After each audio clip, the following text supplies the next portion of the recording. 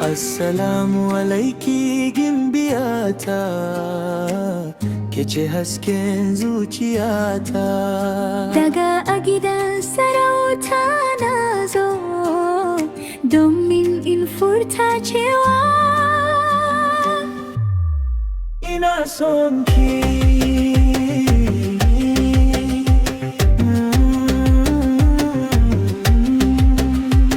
Na ganki kina tafiya cikin natsuwa, kamar wata mai haskaka duniya.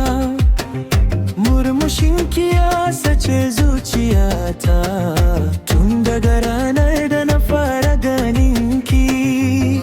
Kice sarauniyar burina, kice farin cikin raina.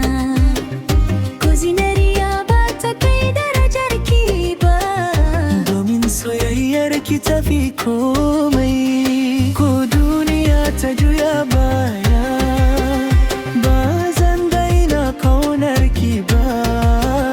Zan tsaya a gefen ki har abada. kice mafarkin zuciyata.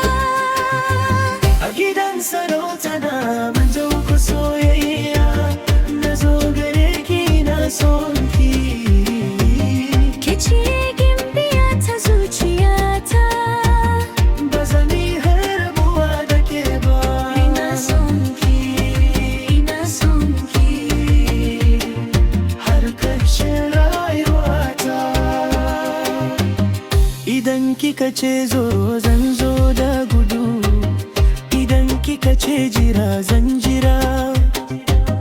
Komai wahala zan iya zauka, mature zarki na tare da nani. Habibati la ya kiyaye ki, ya kalbi ke ce nutuwata. Soyayyar ki ta cika zuciyata. Bani da wani buri sai ke.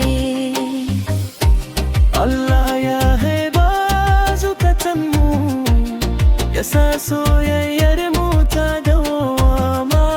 A gaban kowa zan fajo ba, kika gaina ke so.